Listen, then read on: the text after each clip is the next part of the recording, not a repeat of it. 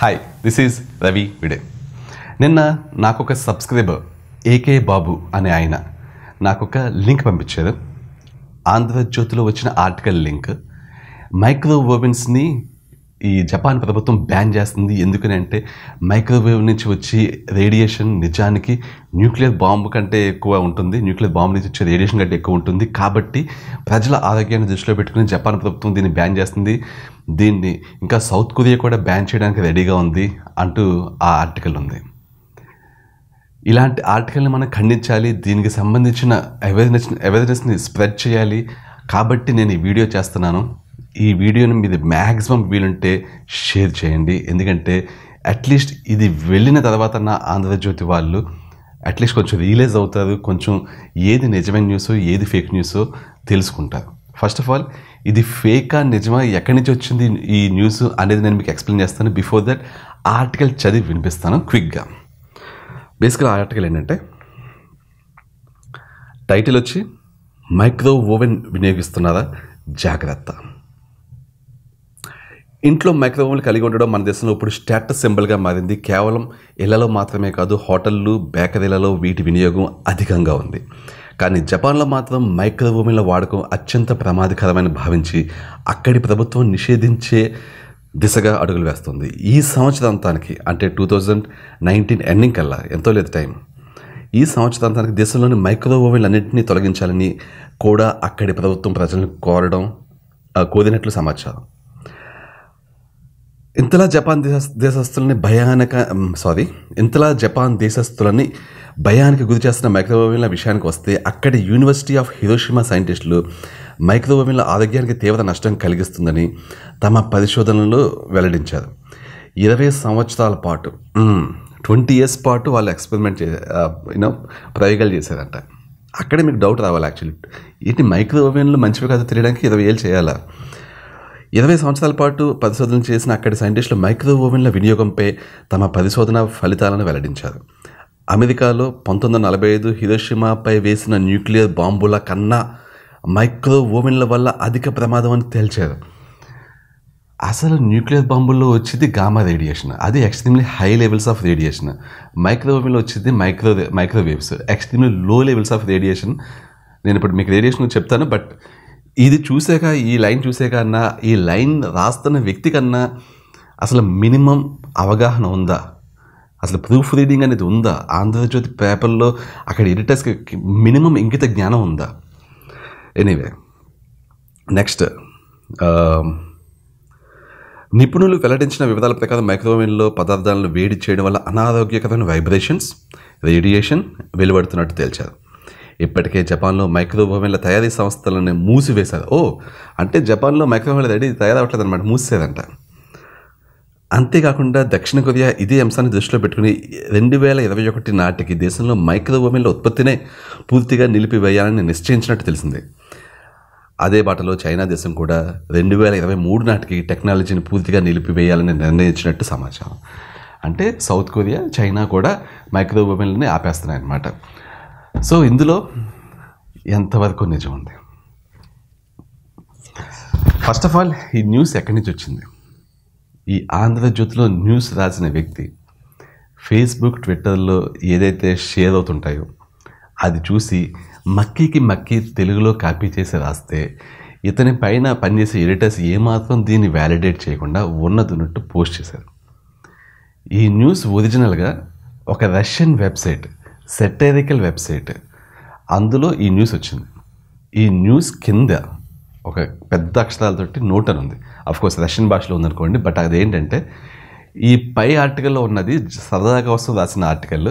అంటే సరదాగా ఓన్లీ ప్యారడీలో రాశారనమాట. ఎందుకంటే ఏదైనా ఎగ్జాగరేట్ చేస్తున్నప్పుడు అది చూసి నవ్వుకోవడానికి బాగుంటుందని చెప్పేసి న్యూస్ పేపర్స్లో అప్పుడప్పుడు సరదాగా రాస్తుంటుంది. ఇదైతే స్పెసిఫికల్లీ సెటైరికల్ వెబ్సైట్. అంటే ఇక్కడ ఇందులో ఉండే న్యూస్ నిజం కాదు, సరదాగా ఏదో ఇష్టం వచ్చినట్టు రాస్తుంటారు వాళ్ళు. సో వాళ్ళు ఇదంతా రాసి పైన ఉన్నది ఓన్లీ మిమ్మల్ని నవ్వించడానికని కింద రాశారు. అది చూసి నవ్వుకున్నారు అక్కడ వాళ్ళు. బట్ మన ఆంధ్రజ్యోతి వాళ్ళు నవ్వుకోలేదు, వాళ్ళు దాన్ని సీరియస్గా తీసుకున్నారు. అంటే ఒక న్యూస్లో ప్యారడీ ఏంటో, ఆ న్యూస్లో రియాలిటీ ఏంటో కూడా తెలుసుకోలేనంత మూర్ఖులు అనమాట. ఫర్ ఎగ్జాంపుల్, న్యూక్లియర్ బాంబు కంటే ఎక్కువ రేడియేషన్ మైక్రోవేవ్ నుంచి వస్తుంది అన్న సింగిల్ లైన్ చాలు అది ఒక సాటిరికల్ న్యూస్ అని తెలియడానికి. మినిమం ఈ మాత్రం కామన్ సెన్స్ లేకుండా అది ఆంధ్రజ్యోతి పేపర్లో, ఎందుకంటే ఇలాంటివి వేస్తున్నప్పుడు ఆంధ్రజ్యోతి పేపర్ చదివే వాళ్ళు అనేక మంది ఉంటారు, వాళ్ళలో అనేక మందికి అవగాహన ఉండదు, వాళ్ళ పేపర్లో ఏదో వస్తే అది నిజం అనుకుంటారు, వాళ్ళు చూసిన వెంటనే ఏమనుకుంటారు, ఓ మైక్రోవేవ్స్ జపాన్ నిషేధిస్తుంది, సౌత్ కొరియా నిషేధిస్తుంది, చైనా కూడా నిషేధిస్తుంది, ఇక్కడ మ్యానుఫ్యాక్చరింగ్ ఆగిపోయింది, సో మైక్రోవేవ్స్ అంత డేంజర్, ఇది ఇలా అనుకుంటుంది, నిజం అనుకుంటారు. ముఖ్యంగా మన వాళ్ళ ఇదేంటంటే ఏదన్నా సరే ఒక గ్యాడ్జెట్ ఉందంటే చాలామంది, ముఖ్యంగా మన వయసు ఎక్కువ ఉన్న వాళ్ళు, మన పెద్దలు దాన్ని నెగిటివ్గానే చూస్తారు కానీ అసలు పాజిటివ్ వేలో చూడరు. ఏదన్నా గ్యాడ్జెట్ వచ్చిందంటే ఓకే ఆ గ్యాడ్జెట్ బ్యాడ్, అది ఏ హెల్ప్ చేస్తుంది, ఏ విధంగా చేస్తుంది, అది ఏ విధంగా మనకు ఉపయోగపడుతుంది ఏం పట్టించుకోరు. ఓ మైక్రోవేవ్ బ్యాడ్, అద BT bad, so anything modern it's bad for them. So ఇలాంటి ఆలోచన ధోరణి ఉన్న వాళ్ళైతే ముందే నమ్మేస్తారు, వాళ్ళ ఇంట్లో వాళ్ళ పిల్లలకి ఇదే చెప్తారు, ఈ న్యూస్ ఇలాగే స్ప్రెడ్ అవుతుంది. మన వాళ్ళు అసలే ఎలాంటి వాళ్ళు, పలానా వాళ్ళు వచ్చి ఈ ఫుడ్ తినండి అంటే వెంటనే పరిగెత్తేసి ఆ ఫుడ్ తినడం, దాని వెనకాల పర్యవసానాలు ఆలోచించకపోవడం, వాళ్ళనేమో భారతరత్న ఇవ్వాలి, ఈయన అద్భుతం, ఈయన గ్రేట్ అని చెప్పేసి వాళ్ళకి ఫ్యాన్స్ అయిపోవడం, ఇలాంటి వ్యక్తి పూజ చేసి మనస్తత్వాలు ఉన్న మన తెలుగు ప్రజలకి ఇలాంటి న్యూస్ చూస్తే వెంటనే నిజమని నమ్మేయడం చాలా చాలా ఈజీగా జరుగుతుంది. సో బేసికల్లీ సింపుల్గా చెప్పాలంటే ఇది కంప్లీట్లీ ఫాల్స్ న్యూస్. అట్లీస్ట్ ఈ ఆంధ్రజ్యోతి వాళ్ళు నన్ను అడిగినా నేను హ్యాపీగా మంచి ఆర్టికల్స్ రాస్తాను. నేను అట్లీస్ట్ ఆ రాసిన వ్యక్తిని ఫస్ట్ ఫైర్ చేయండి బాబు, ఇలాంటి వాళ్ళ వల్ల చాలా రాంగ్ న్యూస్ స్ప్రెడ్ అవుతుంది. ఎనీవే ఫస్ట్ ఆఫ్ ఆల్ సింపుల్గా చెప్పాలంటే మైక్రోవేవ్లో వండడం వల్ల మీకు ఏ విధమైన లాస్ లేదు, ఏ విధమైన రేడియేషన్ ఎఫెక్ట్స్ లేవు. సింపుల్గా చెప్పాలంటే చూడండి ఎలా ఉంటాయంటే రేస్ అనేవి గామా నుంచి స్టార్ట్ అవుతుందండి. నేను యాక్చువల్లీ ఇది చిన్నప్పుడు సైన్స్ లెసన్లో గుర్తుపెట్టుకున్నాను, బేసికలీ గ్యాక్సీ యూవి ఎమ్రా అని. సో అది ఇప్పుడు మళ్ళీ చెప్పాల్సి వస్తుంది ఎప్పుడు అనుకోలేదు. గా అంటే గామా రేస్, అన్నిటికంటే ఎక్కువ రేడియేషన్ ఉండే రేస్. ఏదైతే న్యూక్లియర్ బాంబు నుంచి వచ్చిందని చెప్పారో అది గామా రేస్ యాక్చువల్లీ. సో అవి ఎక్కడైనా వచ్చిందంటే దాని రేడియేషన్ నుంచి మీరు తప్పించుకోలేదు, అవి మీ బాడీలోకి వెళ్ళి అయనైజేషన్కి గురి చేసి మీ బాడీలో మీ స్ట్రక్చరల్ చేంజెస్ చేస్తాయి, క్యాన్సర్ వచ్చేలా చేస్తాయి. యాక్చువల్లీ ఎప్పుడైనా సరే రేడియేషన్ ఎప్పుడు మీకు ఎఫెక్ట్ చూపిస్తుందంటే అది అయనైజ్ అయితేనే.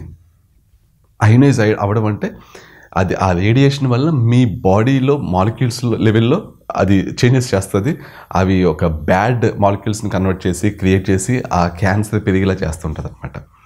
అది గామా రేస్ చేస్తాయి.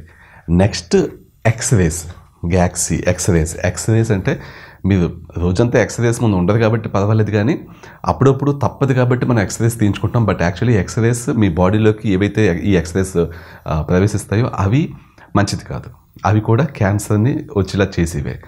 అయితే అప్పుడప్పుడు మనకి కాళ్ళలో చేతులు ఇదినప్పుడు తప్పదు కాబట్టి తీయించుకుంటాం కాబట్టి, కానీ రెగ్యులర్గా సరదాగా ఎక్స్రే ఫొటోస్ అని మాత్రం మనం తీయించుకోం బేసికల్లీ, ఎందుకంటే అది మంచిది కాదు కాబట్టి.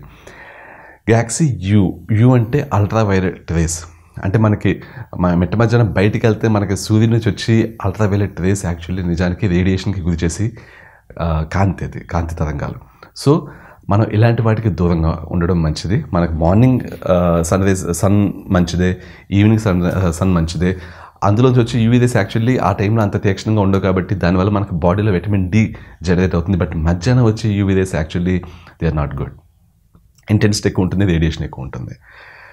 నెక్స్ట్ గ్యాక్సీ వి అంటే విజిబుల్ లైట్, అంటే మనకి కనిపించే కాంతిలో కూడా మనకి రేడియేషన్ ఉంటుంది. అంటే ప్రతిదీ రేడియేషన్ ఉన్నట్టు అనమాట. మనకి ఆ రిఫ్లెక్ట్ అయ్యి కాంతి మన కళ్ళకి తగిలితేనే మనం చూడగలుగుతున్నాం.